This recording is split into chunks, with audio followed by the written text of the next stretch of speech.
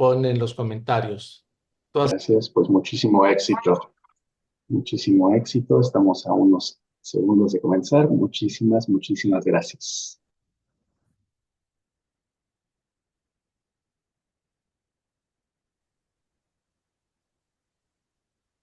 Listo.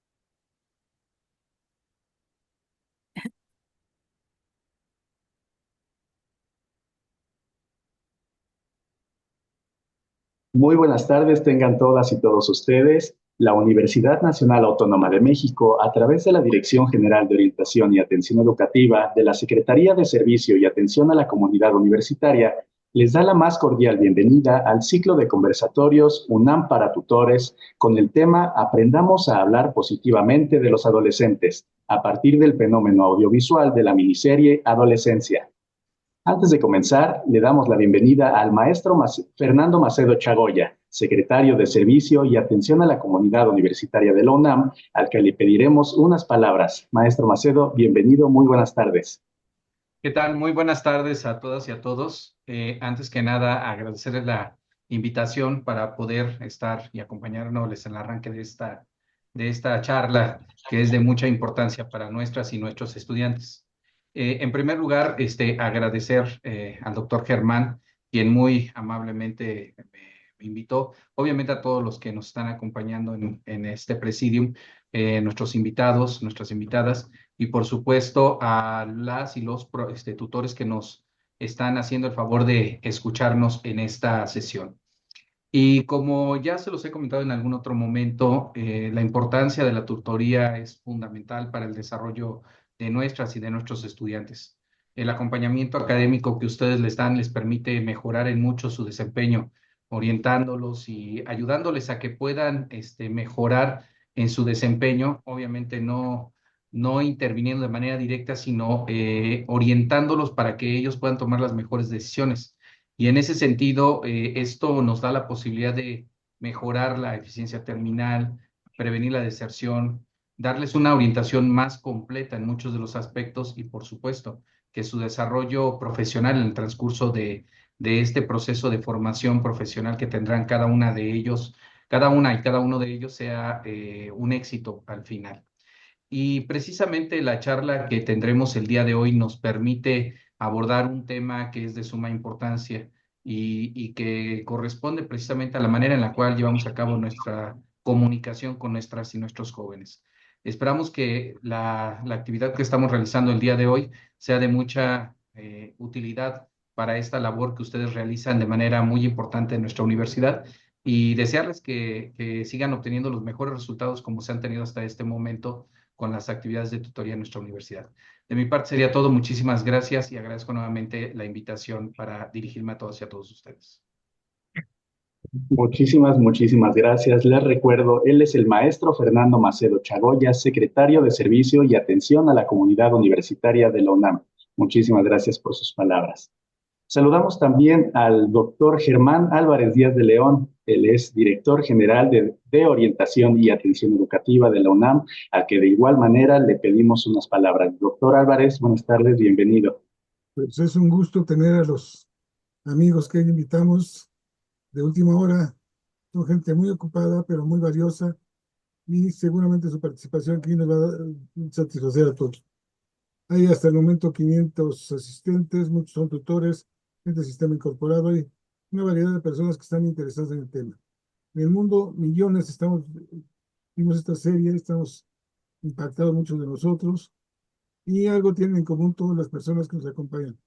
Los maestros Fernando, tanto Nazario como Macedo, la maestra, la doctora, porque todos somos gente que tenemos alumnos, que los respetamos, los queremos mucho. Algunos somos padres, yo soy abuelo, y no, nadie nos dijo cómo ser abuelo, ser padre, ser maestro. Me parece que esa responsabilidad es importante y yo agradezco a la doctora Wendy Bautista, que es la que nos ha organizado y conjuntado en esta tarde. Entonces yo me complazco de poder ser alguien que esté testimoniando esta importante reunión. Y el doctor Fernando Macedo, que es nuestro jefe, jefe de la Secretaría, que bueno, se dé el tiempo para acompañarnos en unos momentos. Adelante, por favor, Daniel. Muchísimas gracias, doctor, por sus palabras. Les recuerdo, el doctor Germán Álvarez Díaz de León, director general de Orientación y Atención Educativa de la UNAM. Muchísimas gracias por acompañarnos. Ahora sí, para iniciar, les presentaré a las y los participantes que participarán en este conversatorio. Le doy la bienvenida a la doctora María del Carmen Montenegro Núñez, académica de la Facultad de Psicología de la UNAM. Doctora Montenegro, bienvenida, buenas tardes. Gracias, por la invitación. Buenas tardes a todos y todas. Muchísimas gracias a usted por el tiempo. Saludo también al doctor Ángel Corchado Vargas, académico de la Facultad de Estudios Superiores Iztacala de la UNAM. Doctor Corchado, bienvenido, buenas tardes. Muchas gracias a todos y a todas por su presencia. También gracias a la de GOAE por la invitación. Con mucho gusto estamos aquí. Muchísimas gracias, al contrario, muchísimas gracias a usted. Le doy la bienvenida también a la doctora Lilia Berta Alfaro Martínez, directora de la Escuela Nacional Preparatoria número 8, Miguel E. Schultz, de la UNAM. Doctora Alfaro, bienvenida, buenas tardes. Muchísimas gracias por la invitación. Muchas gracias a los organizadores y a la de GOAI por invitarme a esta reflexión tan interesante. Gracias. Gracias, un gusto tenerla con nosotros esta tarde. Saludo también al maestro Fernando Nazario López, académico de la Escuela Nacional Preparatoria número 2, Erasmo Castellanos V, de la UNAM. Maestro Nazario, bienvenido, buenas tardes. Muchísimas gracias, muy buenas tardes. De verdad, muy agradecido por la invitación a participar en este conversatorio. Muchísimas gracias. Bienvenido, muchísimas gracias. Un gusto tenerlo con nosotros. Y finalmente saludo a la moderadora de este conversatorio. Le doy la bienvenida a la doctora Wendy Abigail Bautista Montoya. Ella es coordinadora del Centro de Orientación Educativa de la DEGOAE UNAM. Doctora Bautista, bienvenida, buenas tardes. Buenas tardes, muchas gracias. Un gusto que esté con nosotros, muchísimas gracias. Y antes de iniciar, les comparto que a lo largo de la sesión, ustedes, los espectadores, nos podrán hacer llegar sus comentarios, preguntas y reflexiones a través del apartado de preguntas y respuestas que se encuentra en la parte inferior de las pantallas. Atentos, preguntas, reflexiones y comentarios en el apartado de preguntas y respuestas. Muchísimas gracias. Sin más por el momento, cedo las cámaras y los micrófonos a la doctora Bautista Montoya. Adelante, por favor. Muchísimas gracias a todos por compartir este momento en un tema tan sensible que hoy nos convoca, que hoy nos preocupa y del cual nos estamos ocupando desde la UNAM. El objetivo de este conversatorio es fomentar un diálogo reflexivo y constructivo sobre la representación de la adolescencia en los medios y en el lenguaje cotidiano, con el fin de promover una visión más positiva, realista y respetuosa de esta etapa de la vida. En este sentido, en un tiempo de máximo de hora y media, 90 minutos, haremos 5 bloques, cada uno de 10 a 15 minutos, donde se discutirán preguntas que nos preocupan mucho a los tutores, de cómo acercarnos a los jóvenes, el tipo de diálogo que hay que establecer con ellos y también de cómo manejar límites e información en torno a ello. Veremos diferentes temáticas sobre cómo promover un discurso positivo sobre la adolescencia y el papel de los medios, sobre las realidades psicológicas versus la representación en la miniserie Adolescencia, la influencia de adolescencia en la percepción pública de los adolescentes, en el transitar del adultocentrismo a la valoración de las perspectivas adolescentes, el papel de los medios audiovisuales en la construcción de la identidad adolescente y los principales obstáculos psicológicos y sociales para una comunicación positiva con adolescentes. Para concluir, con la creación o el fomento a una narrativa más positiva en torno a la adolescencia. Y así es como damos comienzo a este conversatorio e iniciamos con el doctor Corchado. Doctor Corchado, las redes sociales son la principal influencia para generar tales niveles de violencia como los expresados por Jamie en la serie de adolescencia. ¿Cómo se manifiesta desde su experiencia dicha violencia en los diferentes contextos de las adolescencias en el salón de clase, en las redes sociales y en las relaciones interpersonales? Bueno, pues creo que principalmente las redes sociales, a partir de varios años atrás, han estado posicionándose cada vez más en la vida de los seres humanos. Ya no podríamos concebir con tanta facilidad una vida sin redes sociales. Son parte de un desideratum, son parte de un proyecto social que se construye día con día, independientemente de la cultura en la que nos movamos. Inclusive ya podemos identificar que están tan fusionadas las culturas. Antes era muy fácil identificar lo oriental de lo occidental, lo europeo de lo americano, pero ahora cada vez más se encuentran más cercanas las culturas entre los pueblos y ahora entre las juventudes y las adolescencias. Es ineludible que las redes sociales forman parte de la vida cotidiana y también es ineludible el hecho de que muchas redes sociales ya se salen de las manos, ¿no? Ya no es tan fácil el tener un control parental, un filtro, una supervisión para darnos cuenta hasta dónde nuestros adolescentes tienen acceso o no a las redes sociales. Por tanto, al ser parte de la vida cotidiana de nuestros jóvenes, de nuestras adolescencias, ellos se encuentran expuestos y se encuentran en constante interacción con otros seres humanos. En particular, doctora Wendy, lo que tú me comentas y me preguntas que tiene que ver con esta violencia, con este acoso, con esta discriminación, esta estigmatización, pues se hace presente todos los días. Es algo evidente el que, por ejemplo, en el caso de Jamie, el chico que estuvimos observando en esta serie, hay una serie de construcciones, hay una serie de ideas que se van ensamblando unas con otras y que llegan a este punto. Pero fíjense que rápidamente quiero mencionar que en la red social es uno de tantos factores y uno de tantos elementos que ponen a nuestras adolescencias y nuestras juventudes en riesgo. El problema que vimos expuesto en esta serie es un problema multifactorial. No podemos nosotros reducirlo a que solamente porque el chico tuvo acceso a ciertas redes sociales, en este caso se hace mención de Instagram, es el elemento que coadyuvó a que se presentaran todas estas problemáticas, sino también al asomarnos a la familia, la historia familiar, el comportamiento del padre, el comportamiento dentro del escenario escolar, influyen e involucran y abonan a que el chico haya presentado todas estas situaciones. Entonces, lo que quiero decir con esto es que las redes sociales son ahora parte de la vida cotidiana de nuestras juventudes. En lo cotidiano vemos elementos de estigma, prejuicio, estereotipo, discriminación dentro de las redes sociales de manera explícita o implícita, pero también coadyuvan otros factores que abonan a que se lleguen a estos puntos, ¿no? Estos puntos de quiebre como el que vimos con Jamie y con otros tantos personajes de la serie. Muchas gracias, doctor Corchado. Eh, y en este sentido, doctor Alfaro, ¿cómo influirían estas representaciones de la adolescencia en series como Adolescencia en la percepción pública de esta etapa de la vida?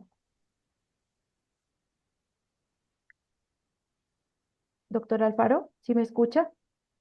Perdón, sí, sí, bueno, de hecho, lo que nos dice el doctor Ángel Conchado es muy, muy importante, porque precisamente cómo es esta representación en los medios de la en las redes sociales de los adolescentes. Pues esta representación es yo le llamaría posverdad. ¿Qué significa posverdad? Pues que realmente la imagen que dan los adolescentes y que se construye a partir de toda esta narrativa que se maneja entre ellos, los amigos, los grupos, sus grupos en los cuales están, cómo los perciben, cómo se generan diferentes estereotipos, diferentes rumores acerca de toda esta información, pues los jóvenes se crean una percepción de una realidad que es para ellos, no precisamente la realidad tal cual es, sino que es como una imagen que se genera en todas estas redes sociales y a partir de esa imagen se va construyendo muchas veces la identidad de la persona, una identidad que muchas veces es falsa. La forma en cómo se está manejando o dando esta construcción de la adolescencia dentro de estas redes sociales a veces está muy alejada de lo que es de lo que es el joven dentro de sus contextos escolares, familiares, sociales, y tiene que ver con muchos factores. Lo que sí es bien importante, y que yo creo que esto es lo que lo que tenemos que reflexionar a partir de de la serie, es que esta construcción de la realidad en redes sociales sí es agresiva, negativa hacia el adolescente, y si éste no tiene habilidades para poder manejar estas situaciones, puede llegar a destruir una vida. Y eso es lo que hay que reflexionar. Cómo estas imágenes falsas, ¿sí? Que se genera una percepción de cómo es el adolescente y cómo el adolescente lo integra a sí mismo y se la cree como si fuera realmente la verdad, llega a destruir a la vida de los adolescentes. Eh, si ustedes lo vieron en el video, cuando está con la psicóloga, el chico dice, pues dice, él está sufriendo de bullying en las redes sociales, pero lo que más impacta es cuando dice, ¿por qué me atacan? Porque soy feo. O sea, era su realidad, era la construcción de su realidad en la red social. Y eso lo integró a sí mismo. Y entonces él dice, nunca voy a poder tener una novia, nunca voy a, porque no soy como los otros jóvenes, como los estereotipos que nos decía el doctor Ángel, ¿no? El estereotipo del chico atractivo, deportista, que tiene muchas parejas, etcétera, y cuando él ni siquiera puede tener una novia, aunque está en ese proceso, ¿no? De cambio, esos procesos sexuales, en donde va iniciando en estos procesos de integración de su propia forma de ser y de la integración de su propia sexualidad. Y es aquí cuando está este rompimiento, ¿no? Y dice, ¿quién soy yo? O sea, yo, dice, ¿cómo me considero yo? Y esto pues es una agresión que él vive hacia sí mismo, pero es una construcción no solamente de la red social en la cual está inmerso, en la cual él está dentro de esta situación, de esta situación, sino una construcción que se da por todo un contexto social, un contexto familiar, un contexto escolar, un contexto en el cual pues por un lado los papás que aparentemente creen que tienen una buena comunicación con él, que aparentemente dicen yo sí siempre lo he escuchado, lo amo, no puede ser verdad, pero de manera, eh, ¿cómo podríamos decir? Inconsciente, le transmiten esos estereotipos, ¿no? De cómo debe ser el niño deportista. Y entonces, y no lo ven, los papás no lo ven, ¿no? Y toda esta red de estereotipos que se ve en el video y que viven los jóvenes en nuestra actualidad y que es globalizado a nivel mundial, ¿no? Y cómo esta representación que él tiene, ¿sí? Lo va a llevar a una destrucción y es la destrucción de su propia vida. Muchas gracias, doctora Alfaro. Y doctora Montenegro, ¿cómo podríamos, los tutores, los docentes, los padres de familia, madres de familia, cómo podríamos desafiar estos estereotipos que están marcados o se van perpetuando desde los medios o las redes sociales. ¿Qué sugerencias Gracias, tendría para ello? Ujú. gracias, Wendy. Pues mira que yo a lo que menos importancia le doy son a las redes sociales en esta película. Es un medio de comunicación como lo fue antes otras formas. No es otra cosa más que el medio. La comunicación es muy probable que siga siendo la misma. El doctor Ángel lo decía con mucha claridad, pues yo creo que más que atribuirle a las redes sociales hay que acostumbrarnos a ellas, porque todavía va a crecer, se va a desarrollar. Entonces, yo desde que una balacera en Monterrey, una balacera en Torreón, y le irresponsabilizaban a lo que veían en Internet. Decía, es el Internet lo que influyó. Entonces, a mí me parece que dar tanta importancia a las redes sociales no debiera. Es una opinión. Primero hay que ubicar eh, este, Jamie tiene 13 años. Si atendemos a la OMS, pues entonces está recién salido casi de la niñez, ¿no? Está entrando a la adolescencia. El bullying que le hacían, pues era ponerle el pie, escupirlo, era de los más chicos, supondría uno, ¿no? Eso existe, que eso nos encante, pues no nos encanta. Creo que ahí buscando o tratando de buscar causas que llevaron a esta situación, me parece que no es propiamente por ahí el asunto. El otro lado, como dice la doctora, pues sí, la identidad ahí está, se va construyendo y será parte de ello. Normalmente en la etapa del desarrollo de la adolescencia, pues existen muchas incomodidades. Él y la adolescente están incómodas con su cuerpo. Es posicionarlas ahora en grupos sociales diferentes donde van a tener que enfrentar el desafío de compañeros. Y eso es parte de lo que es el desarrollo. Eso está escrito en la psicología del desarrollo. Me parece que esa condición de enfrentar el mundo de una manera diferente, de buscar la autonomía, pues los ubica en una incomodidad. Pero aquí, más que las redes sociales, es el contenido. Y el contenido del estereotipo no lo da las redes sociales. En este caso que estamos observando, es el modelo machista lo que está ahí presente, ¿no? A mí me parece que el modelo machista es lo que afecta mucho esta situación, porque todo lo que le marcaban a él en términos de esos códigos, tenía que ver con una cuestión, ¿eres atractivo o no? Muchos adolescentes no se sienten atractivos. Es el proceso, ¿no? Es parte de un proceso.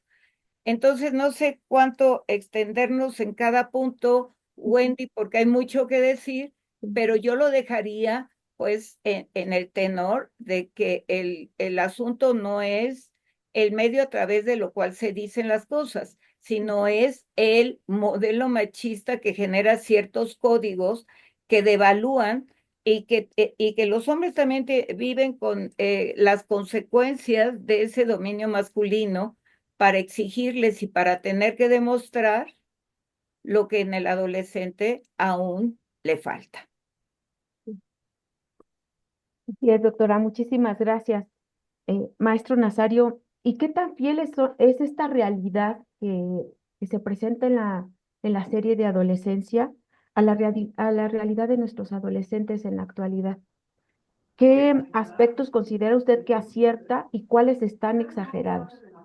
Bueno, muy buenas tardes. Considero que en el caso concreto de la serie, Una de las cosas que sí sucede con nuestros adolescentes es la construcción de su identidad a partir de la utilización de las redes. Si bien es cierto, como bien lo dice la doctora María del Carmen, probablemente cuando vemos la serie no tendría que ser únicamente la red el foco de atención del televidente, sino cómo se construye la identidad de esta persona. Sin embargo, nosotros en la actualidad, en el 2025, nuestros adolescentes empiezan a construir una identidad desde las redes sociales. Ese es el gran problema. El gran problema es que no estamos o no se está trabajando como sociedad, no se está poniendo atención en algo que es la autoestima. Cuando los adolescentes tienen una carente autoestima, cualquier cosa puede ser susceptible para llevarlos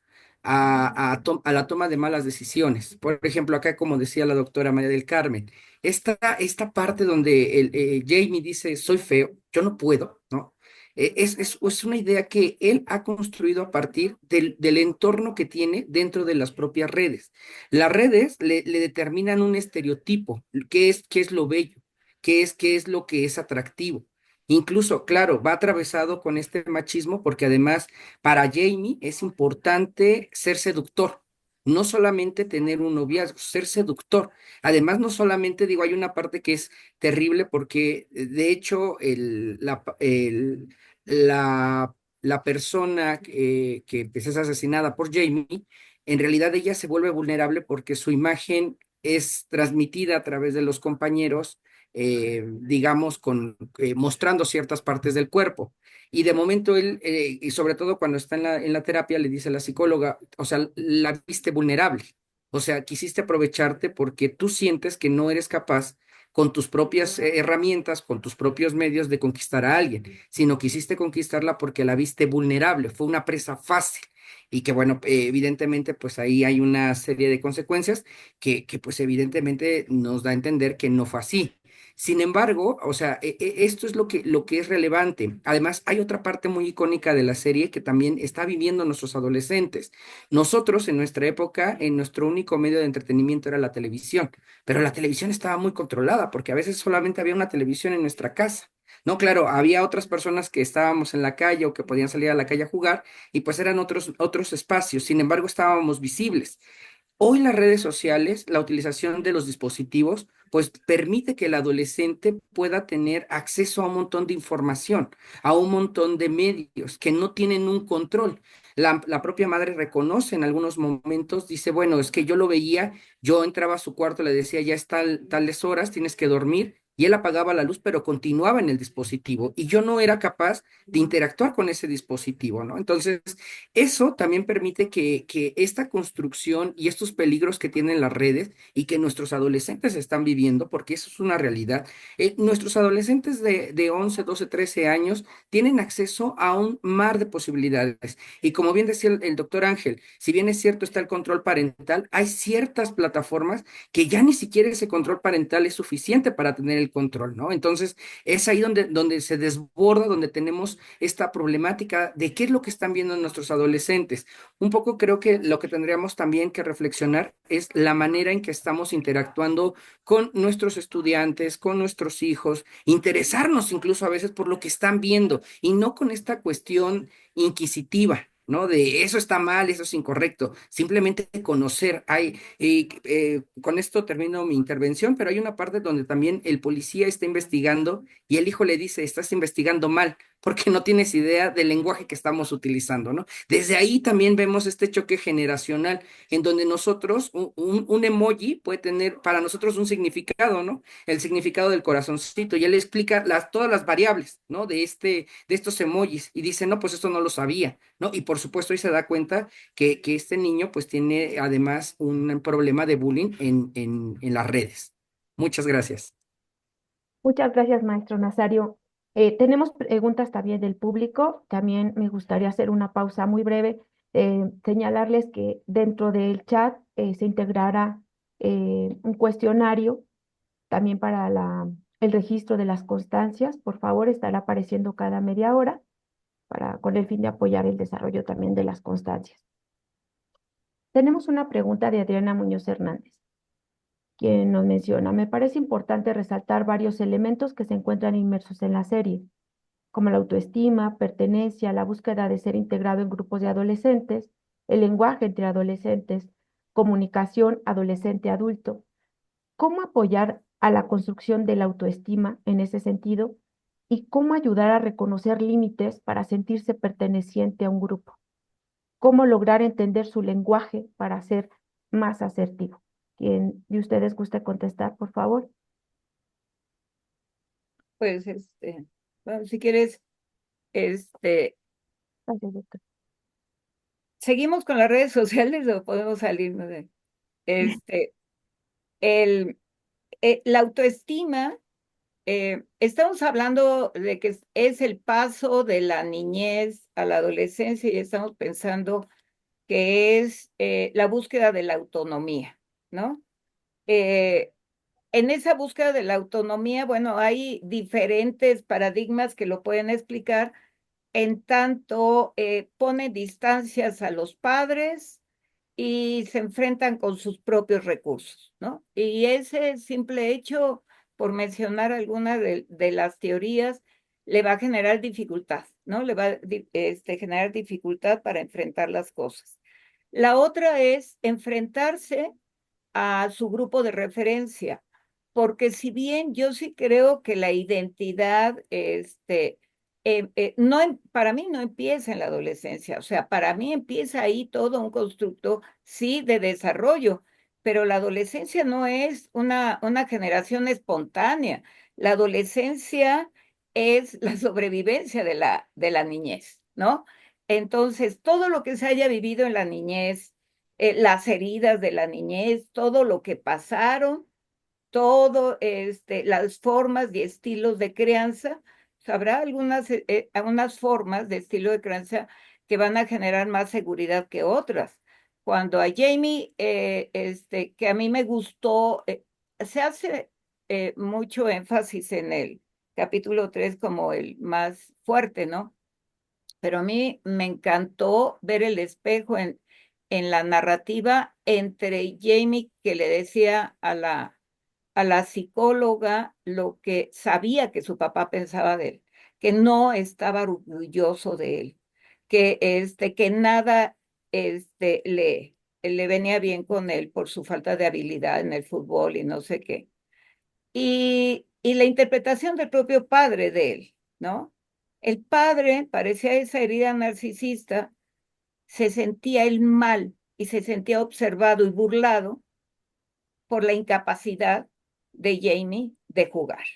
Jamie captó perfectamente bien que él no estaba a la altura de las circunstancias para el padre y siempre buscó el encuentro, incluso hasta el final con la llamada que dice, pensé que estábamos tú y yo solos, ¿no?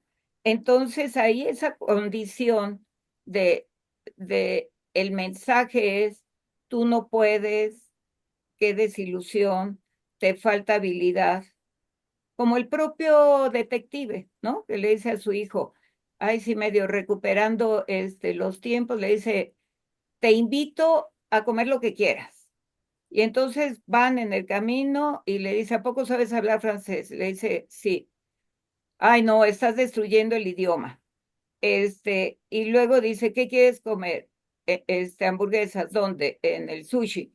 Pero qué barbaridad, o sea, no le gustó nada, ¿no? Y un chico también, pues, muy inseguro. Entonces, la inseguridad o la seguridad no son la manita levantando los corazones rojo, amarillo, azul, etcétera, sino es también los recursos con los que llegan y enfrentan una situación y enfrentan los desafíos. Sabemos, pues es Inglaterra, pero tremendamente falocéntrica, ¿no? Y no solamente Jamie, no solamente Jamie, sino ahí hay una condición como digamos, lo que aquí se llamaría, ¿no? La ley Olimpia o la modalidad digital de pasar una imagen de chica como trofeos, ¿no? Otra vez nos vamos a ese modelo machista, que yo creo que la educación, yo creo que la universidad puede hacer mucho para tratar de visibilizar esas historias de trofeos de los jóvenes y el trofeo son las medallas de las imágenes de las mujeres. Es ahí donde yo creo que tenemos que incidir mucho. Entonces, si sale del padre que no le gusta nada de él y llega a una escuela donde naturalmente le pueden decir, o creo, voy a decir una tontera, que luego no me gusta, pero que siempre lo han dicho, el grande contra el chico, ¿no? Este, no es, no es la forma para destruirse o autodestruirse, más bien la forma para autodestruirse o destruirse tiene que ver con esa subjetividad que es construida en la infancia y en la adolescencia. Más que estar encerrados en un cuarto, antes se encerraban en un cuarto, pero estaba el ángel de la guarda que veía todo lo que hacían, ¿no? Entonces hoy hablan, pero es la misma cosa. Los medios son los que han cambiado. Sí, doctora. También algo importante es la participación que tenemos como docentes y tutores. Por ejemplo, María Guadalupe Zúñiga nos plantea esta reflexión también, ¿no? Dice, otro asunto es el rol docente, cuyas actitudes, como se observan en la miniserie, es de personas intolerantes. La forma en que les hablan a los alumnos es con gritos y dando indicaciones tajantes. Es donde debemos reflexionar. Y en ese sentido, doctor Corchado, ¿en qué momento considera eh, usted que perdemos la comunicación como tutores, como autoridades institucionales, como padres, madres y docentes con las adolescencias? Yo creo que, así como la doctora Montenegro dijo que no podemos seguirnos centrando y recargando en las redes sociales, yo creo que tampoco podemos seguirnos recargando en ver que la adolescencia es un momentum del desarrollo que hace una cosa diferente en la persona.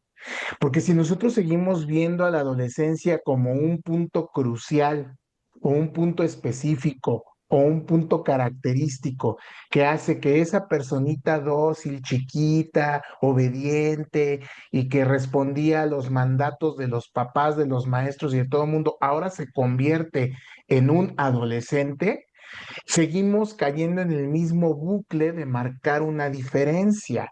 Y esta diferencia es discriminación, no hay otra palabra. Seguimos construyendo la idea de que el adolescente tiene que ser tratado con pincitas porque está, así como dijo la doctora, voy a decir una tontera, pero pues es una palabra que se sigue utilizando. Está en la edad de la punzada.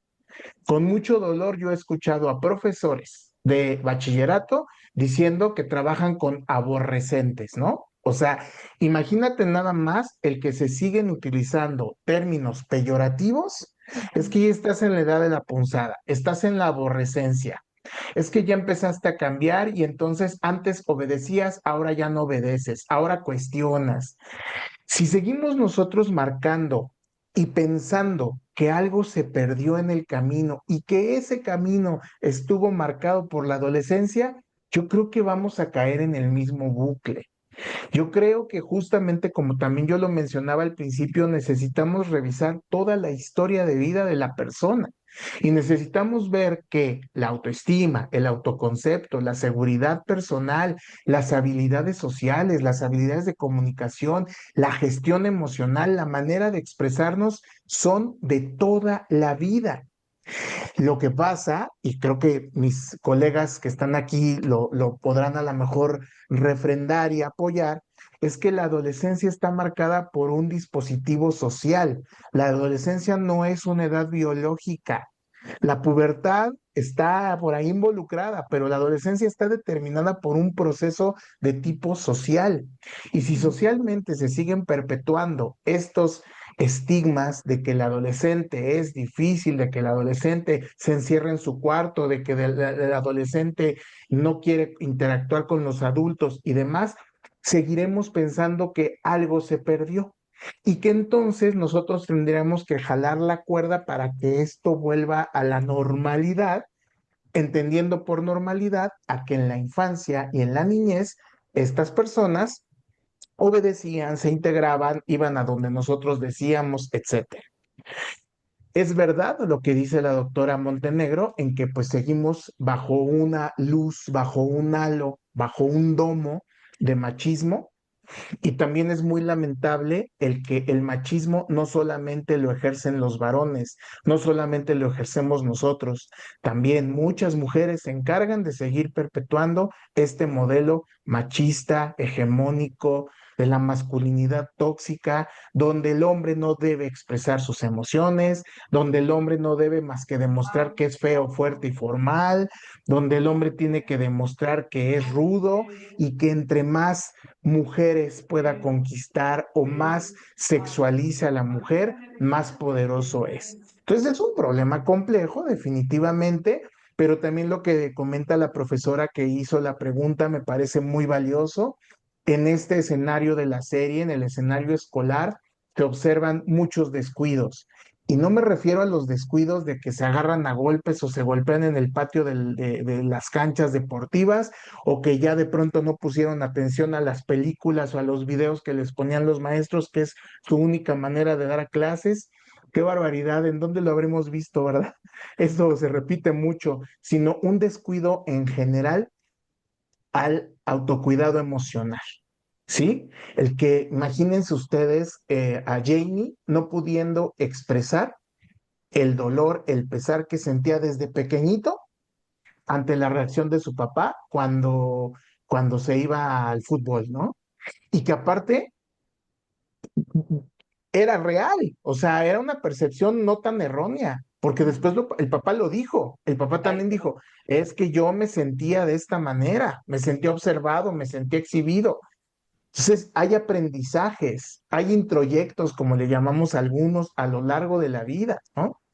Y ya por último, pues también decirles que pues es bastante notable y bastante significativo el ver cómo las reacciones del papá cuando van a la ferretería son tan similares a las reacciones de Jamie cuando está en la entrevista con la profesional, que tengo dudas si era psicóloga o era trabajadora social, porque por ahí en una sinopsis leí que era más bien una trabajadora social, pero no sé, pero bueno, el trabajo de intercambio que tuvo la profesional con el niño, esas reacciones tan abruptas, estos cambios de comportamiento, pues ahí tenemos un modelo, ¿no? Que el niño también vio en casa. Entonces, Sí. está interesante este asunto. Y sobre todo que también a nosotros como tutores nos toca promover el desarrollo de habilidades socioemocionales que muchos están inmersos en las relaciones interpersonales de las adolescencias, ¿no? En el aula. También muchas de ellas es la generación de espacios seguros, por ejemplo, de escucha para exponerte, porque a veces no existen dentro de las instituciones. Y que esta escucha activa a veces tampoco existe. Y en ese sentido, doctor Alfaro, perdón, ¿qué papel jugarían estas relaciones interpersonales desde la amistad, la familia, los estereotipos, con el desarrollo de los personajes y con las adolescencias que vivimos dentro de bachillerato, licenciatura en la UNAM?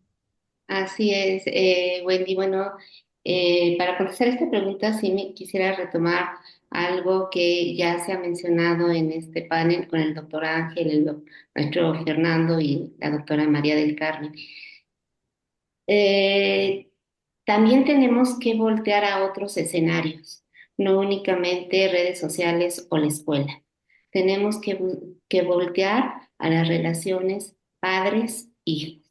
Es fundamental porque la identidad se construye desde que el niño nace, ¿sí?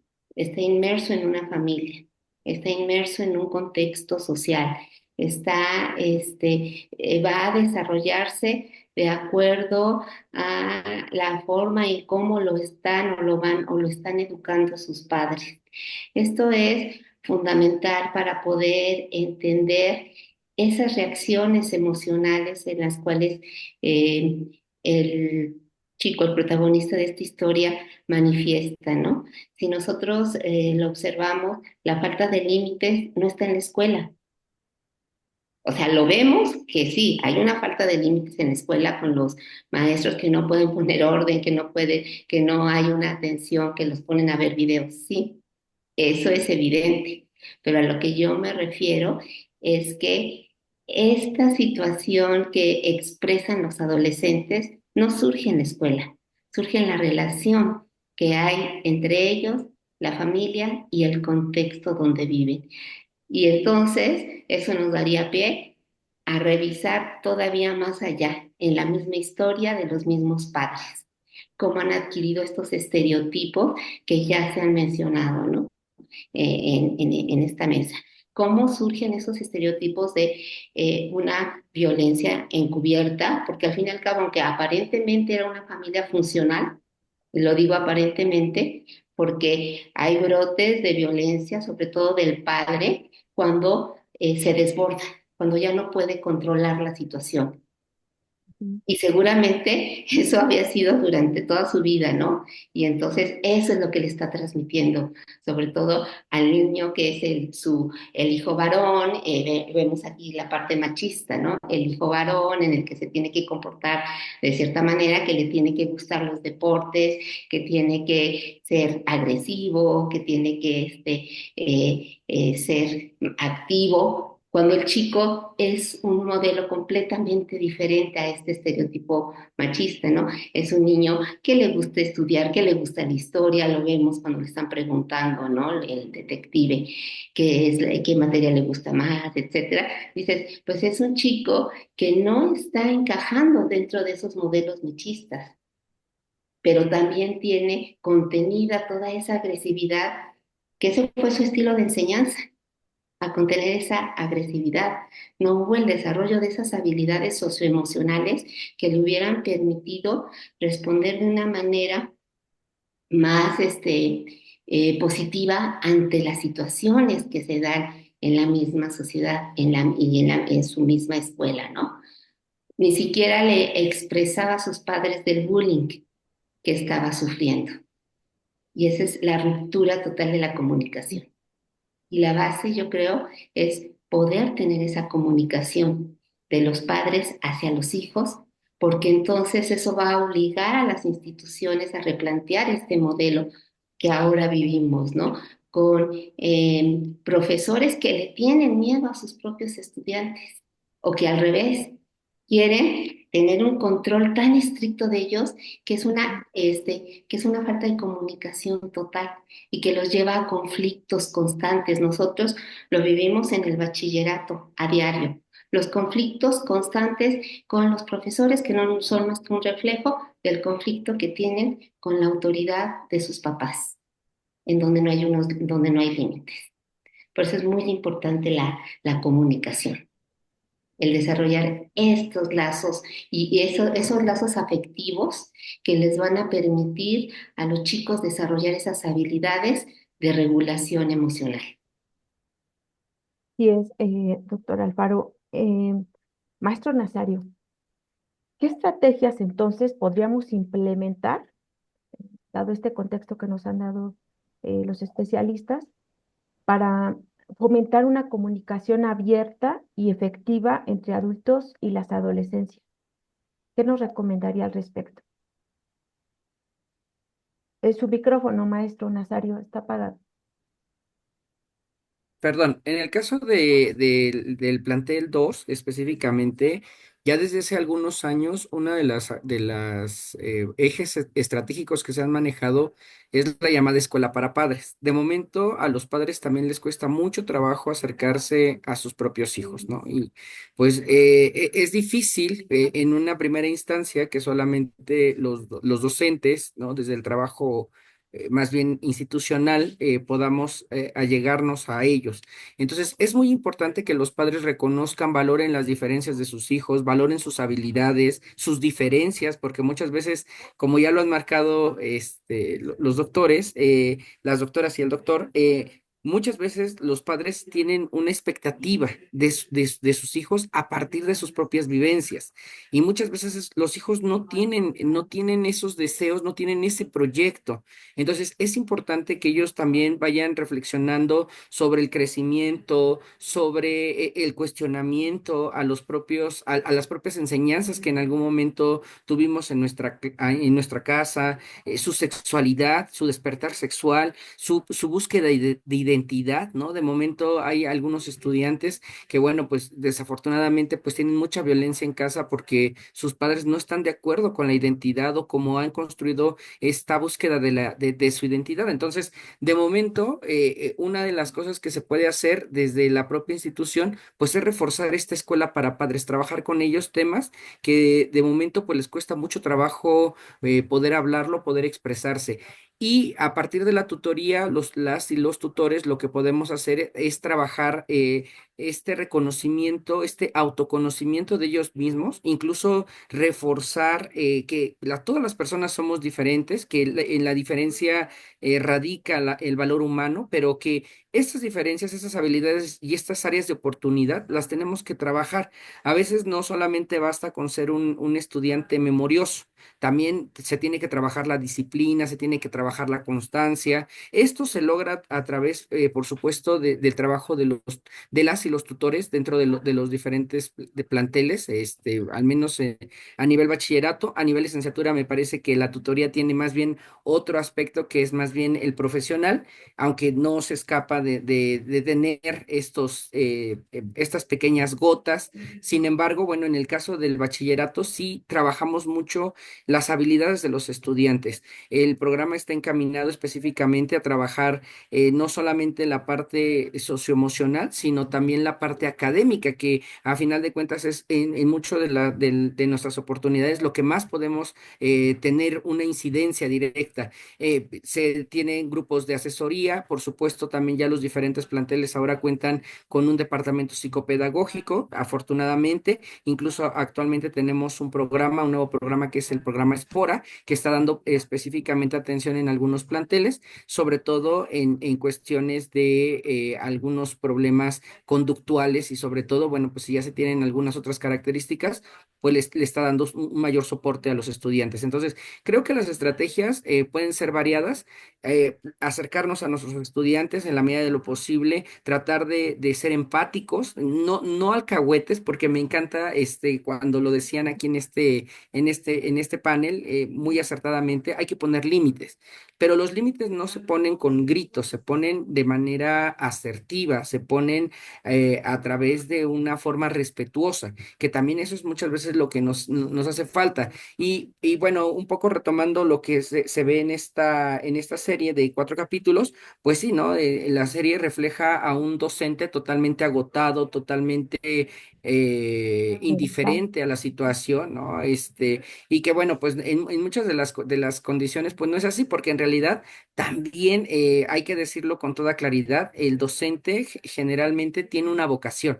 No digo, por supuesto, debe de haber las excepciones, pero en general la gran mayoría de las personas que se dedican a la docencia en cualquier lugar del planeta tienen una vocación, ¿no? Si hay una vocación por enseñar, hay una vocación por el estudiantado. Entonces creo que también reducirlo a que todos los docentes nos ponemos a ver videos y que no atendemos a nuestros estudiantes, pues tampoco es así. En realidad sí hay un compromiso, hay una observación, incluso la tutoría por eso precisamente busca que los tutores sean parte del grupo, es decir, que sean docentes de una asignatura del grupo. Nos permite eso, tener ese acercamiento más directo, ¿no? Conocerlos, porque de momento cuando hay un tutor que pues no conoce al grupo, no conoce al estudiante, pues le es totalmente ajeno toda su realidad y su comportamiento. En cambio, cuando está inmerso dentro de su aula, pues es mucho más sencillo que los docentes podamos identificar incluso cambios de comportamiento, porque eso sucede muchas veces. Ujú. Sí, muchas Exacto. gracias.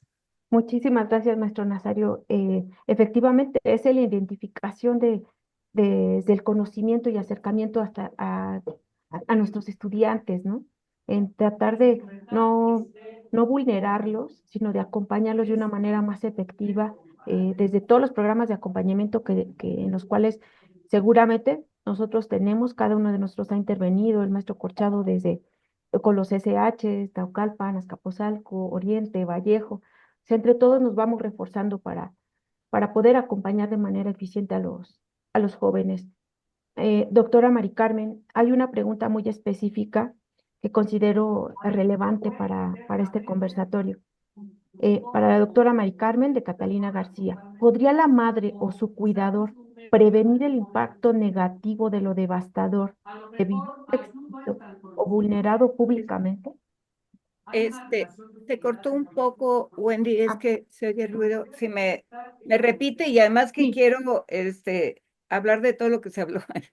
sí, doctora. Repito la pregunta de Catalina García. ¿Podría la madre o su cuidador prevenir el impacto negativo de lo devastador de vivirse exhibido o vulnerado públicamente? Ay, pobre madre, o sea, lo devastador de ser cuestionado socialmente, no lo sé bien si es eso. Yo creo que la madre puede hacer mucho, ser un gran soporte, pero también, como dicen, pues también hay límites de qué se está hablando, cuál es el impacto frente a qué, ¿no? Este, pero ya hay un impacto, más bien ya hay que buscar la manera de superar, y claro que la madre, el padre, la familia, las redes sociales, pues será sumamente importante, ¿no? Yo quisiera hablar de varias cosas, es que en cada una de las preguntas me parecía muy interesante, pero creo que me voy a quedar con esta pregunta de, del maestro Nazario de la escuela y la familia, ¿no? Este, a mí me preocupa mucho la falta de autonomía de los alumnos en licenciatura, y me parece que justo no hay un trabajo de una autonomía progresiva. Entonces, me parece que seguir pensando en articular escuela y familia es seguir sosteniendo que ellos son incapaces de lograr algo. Me parece que yo no lo vería por ahí. En alguno de los conversatorios que en algún momento tuvimos, pues a mí me parecía que las tutoras que han hecho un trabajo hasta ahora, pues deben de tener una información maravillosa, muy valiosa, que nos pueden alimentar mucho a los psicólogos y a todos los profesionistas. Deben de tener ahí una riqueza muy importante. Pero yo creo que para todos, es claro que sabemos o fuimos benefactores de algún maestro que por alguna razón nos orientó, nos dirigió, etcétera, y que fue sumamente importante, incluso como un paliativo de la familia. A mí me parece que en la actualidad se ha incrementado mucho la violencia familiar, y en ese sentido no le quito la importancia que tenga, ¿no? Pero puede ser la educación, puede ser la institución educativa un paliativo muy importante para hacer algo por las adolescencias y las juventudes. A mí me parece que uno de los grandes retos que a veces no contribuye la familia es en el abandono escolar, y eso es un riesgo monumental. Entonces, yo sí creo que deberíamos, como universidad, generar estrategias para que cada quien desde su espacio, claro que con la ayuda de las tutorías, se pueda ayudar a la adaptación, a buscar estrategias para aquellos alumnos que tengan mayores dificultades. Me parece que conozco Espora y algún día yo les decía en una universidad, si de los alumnos que entran a la universidad, de 10, 4 presentan ansiedad, 3 presentan depresión, ponemos más consultorios o generamos condiciones educativas diferentes donde podamos promover la posibilidad de que las y los estudiantes puedan generar esa percepción de que sí puede. El conversatorio se llama Aprendamos a hablar positivamente de las personas adolescentes. Y como tal, me parece que tenemos que promover la autonomía y no limitarla. En ese sentido, me parece también que existe una gran diferencia entre lo que es educación y disciplina. Los límites son para la disciplina. Educar es para aprender a convivir, para aprender a solucionar pacíficamente problemas, etcétera. Y eso no lo hace la disciplina. ¿No? Veíamos en la película tratar de controlar esa multitud repartiendo castigos, ¿no? Y no me va a importar y vamos a castigar al mundo entero. Bueno, pues eso me parece que no funciona muy bien. El asunto de cómo las personas, las tutoras, los tutores, me parece que nos pueden enseñar y ayudarnos también a establecer más estrategias. Pero lo que vimos en la película, que es un poco el tema que nos ocupa, lo que vimos en la película fueron acercamientos de esos adultos que para llegar o demostrar que son empáticos, les dicen, ay, es que yo también a tu edad hacía travesuras, o ay, yo hacía tal. Y entonces es como acercarse de una manera que ni, ¿cómo se llamaba el chico que prestó el cuchillo Harry? No me acuerdo bien. Ryan, ¿Cómo se llamaba? Ryan. Ryan. Ujú. Le decía, no sé qué le decía el detective y Ryan le decía, la palabra que usaron ellos no era que fueran seductores, que fueran populares o que fueran, ¿cómo? Populares, sí. Populares, ¿no? Y entonces le preguntaba, no entendió lo que le decía en tanto querer asemejarse a la edad de él, y le decía, sí, yo fui popular y, en fin, me parece que ellos demostraron que no les estaban creyendo con esa forma simulada de llegar a ellos, ¿no? Entonces, me parece que yo creo que se tiene que, desde donde uno está y como uno es y la edad que tiene, acercarse y hablar, pero de una manera, mencionabas, Wendy, la escucha activa, y la escucha activa se da no desde el poder, o sea, no se estructura desde esa situación, se estructura bajo una condición diferente de poderse escuchar, de poder escuchar al que está hablando y ser sensibles a lo que se está diciendo. En la escuela, lo que pudimos ver, entre otras cosas, a mí me parece, yo le apuesto a la escuela para solucionar muchas cosas. En la escuela de Jamie, algo que se presentaba, ahorita que dijo la doctora, la regulación emocional, la chica afroamericana, Ryan y Jamie, los tres mostraron mm, desregulación emocional. La chica golpeó a Ryan de una manera este, eh, compulsiva, o sea, lo golpeó muy fuerte. Estaba muy, muy estresada y los tres, particularmente, de Ryan se conoce poco, pero los dos, los padres, y como dicen, tres padres ausentes, ¿no?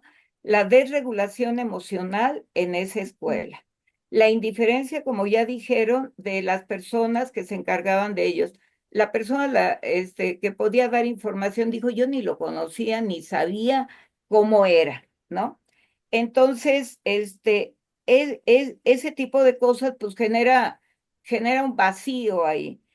Lo que quisiera también comentar es que a mí me pareció, sé que fueron grandes actuaciones.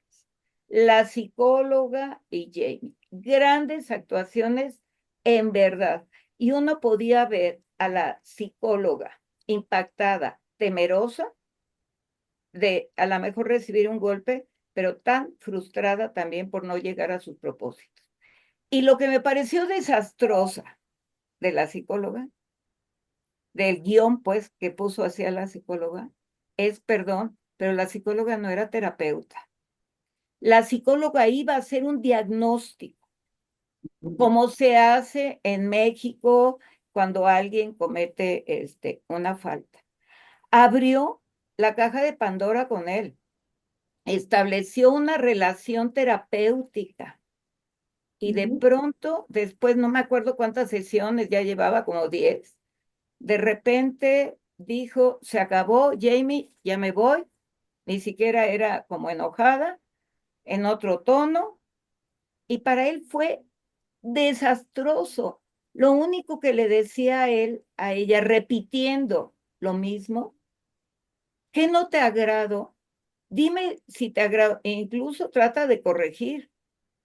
Y ella queda, además hay alguien ahí, no le devolvió nada. O sea, me pareció ese cierre terrible. Uno, porque para una evaluación se lleva 1 o 2 días, así. Era la psicóloga además del abogado. Pero a ella abrió tremenda situación de él, que él fluyó mucho con su comunicación y de repente dice, hasta aquí se acabó, yo ya terminé con mi trabajo y me voy. Él queda en un vacío nuevamente, incontrolable, incontrolable. Entonces sí será esa parte de grandes emociones las veíamos, pero en esa parte sí me pareció que le dieron muy mal cierre a la psicóloga, porque el director, claro, ese espejo que hace entre Jamie y su padre, eso son fenomenales, pero la intervención psicológica me pareció muy triste. Y es un ejemplo de lo que se puede generar fuera de la familia, ¿no? Con maestros, tutores, con psicólogos, psicólogas, de no saber manejar algo que está ahí y dejarlo, pues, en el vacío. Gracias, doctora. Doctor Corchado, Sí, justamente quiero darle un poco de continuidad a lo que la doctora acaba de mencionar, porque entonces esto abre otra brecha importante. ¿Quién ayuda a los que ayudan? ¿Quién ayuda al cuidador? ¿Quién ayuda al evaluador? ¿Quién ayuda al profesional? ¿Quién ayuda al docente? Porque ahorita, bueno, sí se mencionó que evidentemente un proyecto importante que se lleva a cabo en el bachillerato de la UNAM y en una que otra facultad, quizá en educación superior, es en la escuela para padres. Pero ¿quién ayuda al profesorado, no? ¿Quién lo acompaña? Y entender que el profesorado, antes que ser profesorado, también son personas, ¿no? Y también se viven con ciertas necesidades. Y que si bien es cierto, como dice la doctora, no es un espacio terapéutico, no es un espacio clínico de acompañamiento psicológico para una persona, también es importante el crear y generar constantemente espacios de escucha para las personas que atienden a nuestras juventudes y a nuestras adolescencias, porque también se necesita como decantar, se necesita drenar toda esta necesidad de hablar de todo lo que implica el cuidado a nuestros adolescentes y a nuestros jóvenes. Entonces considero que esto también que se acaba de mencionar es una brechita más a la que hay que poner también atención. Digo, les comento que, por ejemplo, en el proyecto que yo trabajo, no solamente sensibilizamos a las juventudes en los bachilleratos y en algunas facultades de la UNAM, sino que también ahora nos hemos abocado a abrir espacios de escucha para el profesorado, ¿no?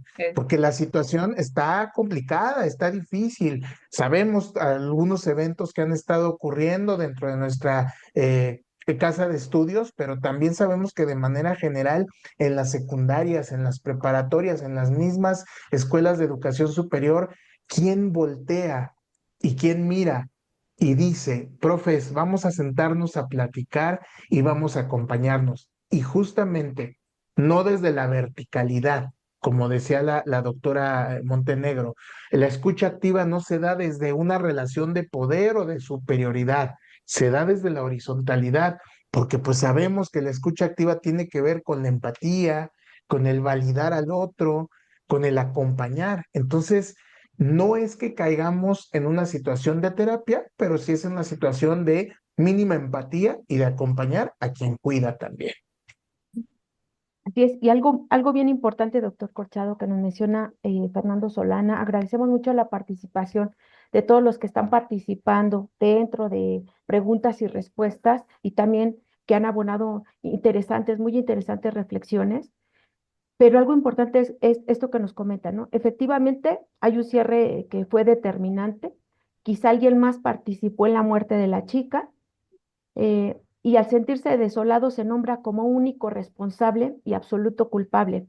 ¿Cómo se maneja dentro de la serie? Y también en el actuar de las adolescencias, las culpas. Ujú. Al respecto, ¿qué opinan ustedes sobre el manejo de la culpa, las responsabilidades? Eh, no, Sí, si me doctora quiere, Alfaro. es que no quiero pasarme de hablar. Ah, está la doctora. La doctora Alfaro y Sí, posteriormente la adelante, doctora adelante. Montenegro. Gracias, doctora Montenegro. Bueno, gracias, doctora María del Carmen. No, yo, algo que yo hay que establecer esa situación del manejo de la culpa en la cual los jóvenes, los maestros, los padres, o sea, todas las personas que están alrededor de los adolescentes, eh, vuelvo a lo mismo, ¿no? Es esa falta de habilidades socioemocionales, en las cuales tanto los padres, los profesores, muchos de nosotros como funcionarios, pues también lo tenemos, ¿no? Y eso es bien importante detectar. Es bien importante detectar de que para que podamos nosotros cambiar esa narrativa del adolescente conflictivo, del adolescente que viene de una generación de cristal, que no está apoyando en nada, es el trabajo con uno mismo. Y el trabajo con uno mismo, la institución, tiene que poner énfasis en el desarrollo de estas habilidades, sobre todo en los docentes, porque los docentes son los que tienen una interacción directa con los adolescentes. Y como decía el doctor Ángel, hay que poner mucho énfasis en la salud emocional de los docentes. Los docentes manejan a veces más de 500 alumnos, ¿sí? En donde se tienen que enfrentar diariamente a historias muy diferentes, a personalidades muy diferentes, en donde los jóvenes, en donde esa interacción, ajá, los, cómo los está haciendo sentir, que muchas veces se van a esos extremos, o dejarlos hacer lo que quieran, o esa rigidez, esa inflexibilidad del docente que está causando mayor conflicto, ¿no? Y bueno, esto, a lo que yo quiero llegar es eso, tenemos que verlo esto como un fenómeno multifactorial. No podemos hacer responsables a unos o a otros, tenemos que trabajar. Y el trabajo tiene que ser en conjunto. Institución, funcionarios, profesores, tutores, padres de familia, todos es un todo. Tenemos que integrarnos, porque al fin y al cabo, en el bachillerato, algo fundamental es darles esas habilidades a los jóvenes para que puedan enfrentar la vida con los conflictos que puedan llegar a tener, ¿sí? No podemos liberarlos de todas las problemáticas que hay, pero sí podemos darles habilidades para poderlas enfrentar. Y esas habilidades las tenemos que transmitir a sus profesores, a sus docentes, a sus tutores. Entonces, el desarrollo de habilidades para la vida en los docentes y en los tutores es fundamental, primero en ellos mismos, para que entonces lo puedan manejar con sus estudiantes. Así es, doctora Alfaro. Gracias. Adelante, doctora Montenegro. Este, em, hablaron de la culpa, ¿no? La culpa, viene después de haber hecho algo. Estamos haciendo un trabajo, con, adolescentes en externamiento y se trabajó un taller y de ese taller se ha sacado alguna información. Entonces se plantearon como dos emociones previas a una actuación que no necesariamente, yo digo, es una toma de decisiones como cognitivamente se podría entender en su complejidad sino que a veces son reacciones no pensadas, no planeadas, y que se pueden deber a emociones tales, por ejemplo, como el enojo o el propio miedo. El propio miedo genera actuaciones de violencia, o sea, el miedo de repente se piensa que las emociones pueden ser positivas o negativas y pues para nada, más bien el contenido que genera las emociones, lo positivo o lo negativo, pero muchas veces el miedo es adaptativo y ante una amenaza se puede tener una sobrereacción, ¿no? Y atentar contra de alguien. Después viene la culpa, la vergüenza, y lo que veíamos con este grupo de adolescentes es que tienen muy claro el enojo, tienen muy claro el miedo, pero cuando explican el remordimiento, ya ni la culpa, hablan como de un nerviosismo, ¿no? Algo como que se incomoda. Es decir, no está ni siquiera cognitivamente incorporado en su repertorio, pero les da mucho malestar la vergüenza. Es decir, cuando hablan de un robo, lo que no hablan de que hicieron mal por robar o que a lo mejor lo que robaron le hacía falta a la persona, sino el que los hayan visto y que los señalen como rateros, que pasen y que les digan, ahí va el ratero. Es decir, el ser juzgado, el ser señalado socialmente, es un poco como las redes sociales, ¿no? O sea, ¿quién los marca? ¿Quién les pone tal cosa? Esa parte les afecta mucho. Me parece que el famoso asunto de lo del cristal, pues tiene que ver mucho cómo se les habla, ¿no? Y se compara con el pasado. El pasado aguantábamos chanclas, cinturones y no sé qué. Entonces esa comparación ahora, pues sí, o sea, con poco te quejas, ¿no? En mis tiempos era esto. Bueno, pues hoy son otros tiempos. La verdad es que, imagínense, yo soy psicóloga y clínica también. Entonces, no es que esté en contra de los consultorios. Lo que sí creo es que ha habido algo, no sé, pandemia, no sé si una sociedad tremendamente individualista que hoy hace que los chicos sean más ansiosos. Es posible, yo no lo sé, ni tengo la explicación, pero lo que sí sé, y como dicen los doctores, y para todos, es sí tener un soporte todos, de apoyo, de, de no solamente ser docentes, sino de la actualización en las estrategias de nuevas formas de enseñar, porque las personas pues sí están, los adolescentes están pues en todo lo que se les ocurra de internet y a veces pues simplemente la pandemia, yo digo que nos agarró eh,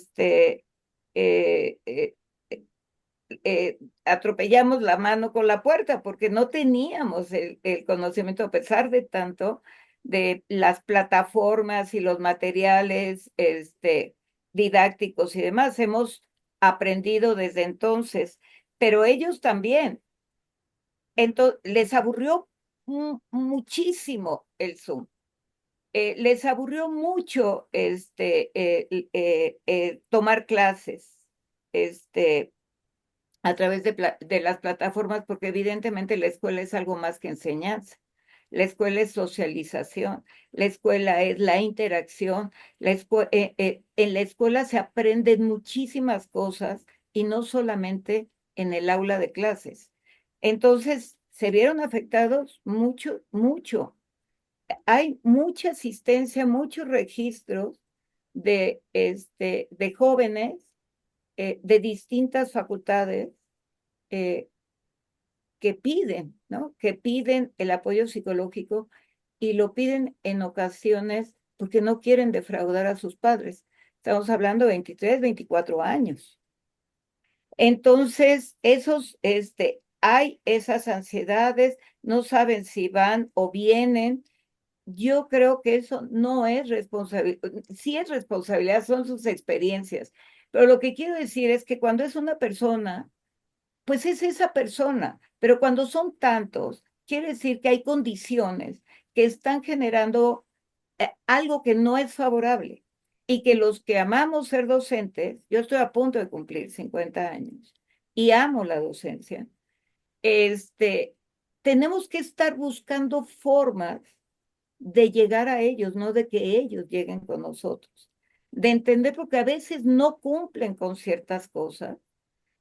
Es una tarea sí complicada, no para todos, pero si cada quien pudiéramos en una partecita poder hacer eso, pues sería muy valioso.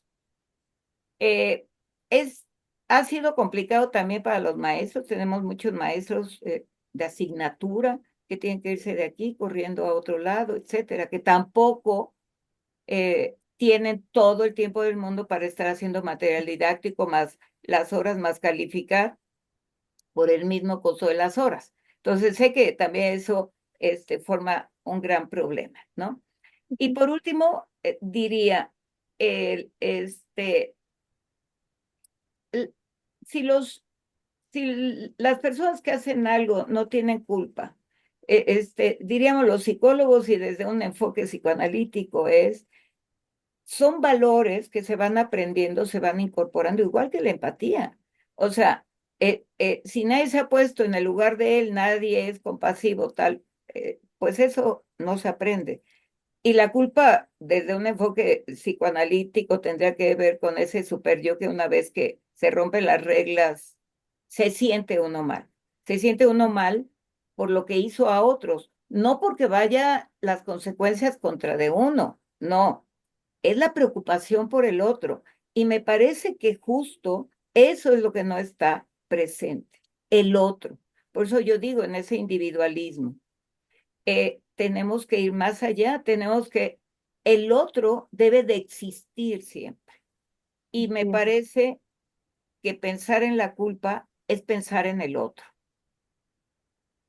Muchas gracias, doctora Montenegro. Maestro Nazario, algo muy breve para ir cerrando ya este conversatorio. Adelante. Sí, yo coincido, yo en el caso de la serie yo no veo la culpa, de hecho hay una escena donde, esta escena famosa, ese famoso capítulo 3 donde establece con la psicóloga, dice, yo no la toqué, pero si lo hubiera tocado se lo merecía, ¿no? En realidad él no hay un arrepentimiento de la acción contra la persona, ¿no? En realidad él efectivamente se siente señalado, se siente estigmatizado, pero por su alrededor, ¿no? Todo el mundo lo sabe y además obviamente la propia familia que también va a marcar otra forma de manejar las consecuencias, que tampoco es culpa porque bien ya lo ponían sobre la mesa en el momento que dice voy a cambiar mi decisión, voy a cambiar la forma en que voy a declarar. Pues sucede esto. Y nada más como último, haciendo un poco hincapié de la atención a los docentes. Es importante también señalar que en el caso del bachillerato, los tutores lo que tratamos de hacer es más bien identificar situaciones y canalizar, porque efectivamente nosotros no tenemos la preparación, nosotros somos, en general, somos profesionistas de ciertas áreas del conocimiento, pero no psicólogos. Por lo tanto, no tenemos esta capacidad para la atención. Precisamente por eso les hablaba del programa Espora, porque en realidad nosotros lo que hacemos es a través de las vías institucionales canalizar a los estudiantes, que eso es más bien lo que nosotros realizamos, aunque sí, efectivamente necesitamos un cuidado, pues también del docente, por supuesto, del tutor, que se enfrenta y vive, ¿no? Ciertas circunstancias. Gracias. Gracias, maestro. Pues yo creo que este conversatorio nos da para muchísimo más. Lamentablemente también el tiempo se nos ha agotado. A mí me hubiera encantado también una reflexión final de cada uno de ustedes. No sé si alguien de todos los que hoy estamos participando en este conversatorio, ustedes especialistas, quisiera dar un cierre, doctor Alfaro. Pues yo nada más decirle que como institución tenemos que trabajar en dos aspectos fundamentales. tanto para docentes como para nuestros estudiantes y para nuestros trabajadores universitarios, que también son una pieza fundamental, que son la motivación y la disciplina ética. Tenemos que trabajar mucho con el respeto, la responsabilidad y la honestidad. Muchas gracias. Gracias, doctora Alfaro. Doctor Corchado, una reflexión Pues final.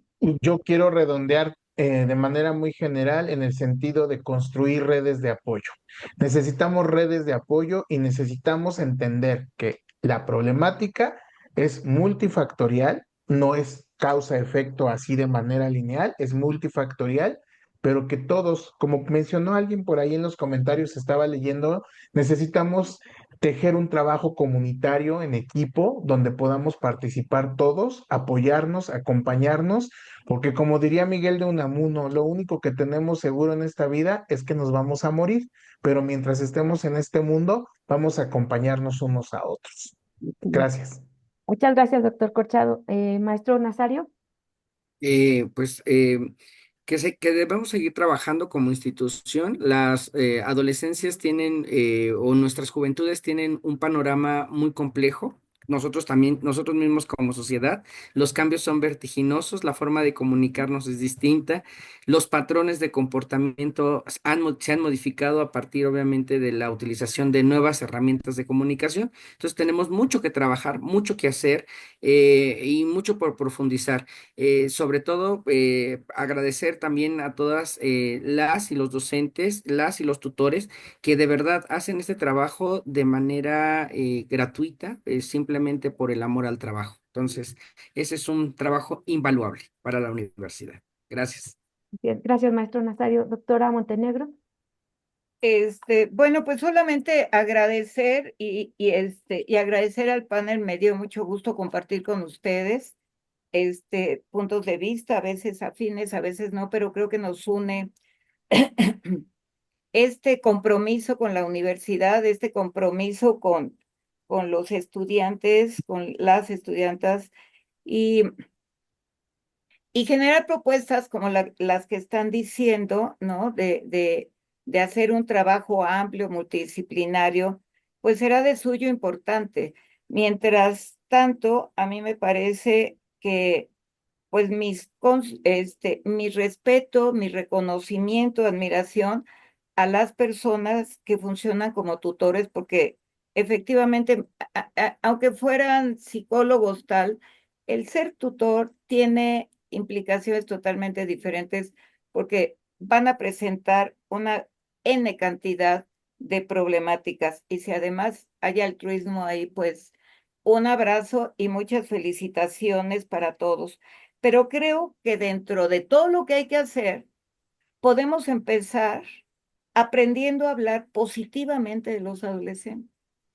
Hablar de las personas adolescentes sin pensar que son los adultos imperfectos, los impulsivos, de los cuales hay que cuidarse, de los cuales siempre hay sospechosismo.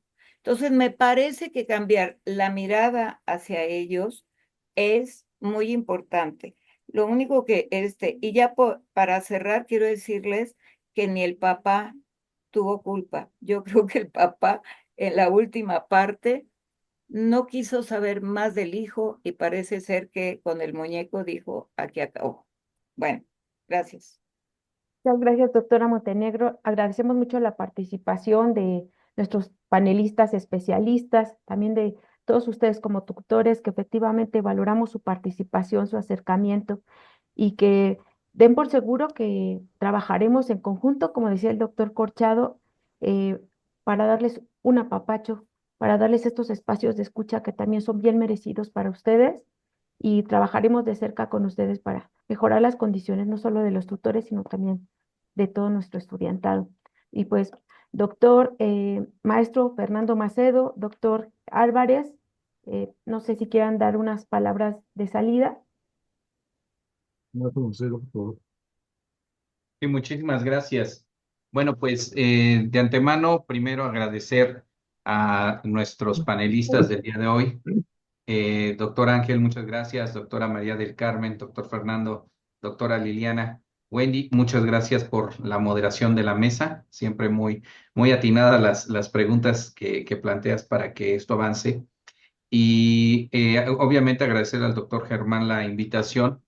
Y como hace un momento se ha estado mencionando, la tarea del entorno cercano de nuestras y de nuestros estudiantes es fundamental para que tengan un desarrollo pleno en cualquier circunstancia que se presenta en la vida. Y algunas de las acciones que se realizan desde el enfoque tutoral y del acompañamiento puede ser una diferencia fundamental en muchos aspectos con respecto al desarrollo total y en algunos casos hasta la integridad física de los jóvenes. Por ello es tan importante el conocer estos temas. A veces son un poco duros de digerir por muchas razones. Sin embargo, considero que es muy importante que estas experiencias se estén compartiendo, ya que nos permite, de cierta manera, tener una perspectiva de cómo actuar a veces en un caso que puede ser adverso. De mi parte sería todo, felicitarles por el trabajo y felicitarles a todos los tutores por estarnos acompañando el día de hoy. La verdad es que fue una mesa espléndida. Muchísimas gracias. Pues a mí también me quisiera dar las gracias a nuestros amigos Ángel, Fernando, la doctora Lili, porque son gente que está en el ring, son gente que está en la solución cotidiana de problemas. Y yo, Wendy, la quiero dar a reconocer especialmente a usted, porque el maestro Macedo, siguiendo las instrucciones del señor rector, ha puesto en el programa de tutoría algo que es importante para estos niños. Usted, con su infatigable creatividad, nos ha logrado poner a trabajar a todos. Y créanme que el maestro Macedo y yo le reconocemos y agradecemos mucho. Sin embargo, creo que hay una máxima que usted tiene. Ni todo el mundo puede ser tutor, ni todo necesita tutoría. Creemos en una tutoría distinta, diferente. Yo creo que este grupo selecto me invitó a usted el día de hoy, parte del pool que va a tener el maestro Marcelo, para más eventos que vamos a organizar en la Secretaría. Le agradezco mucho y reconozco el trabajo cotidiano del maestro Fernando Nazario en Prepa 2. Es un trabajo heroico.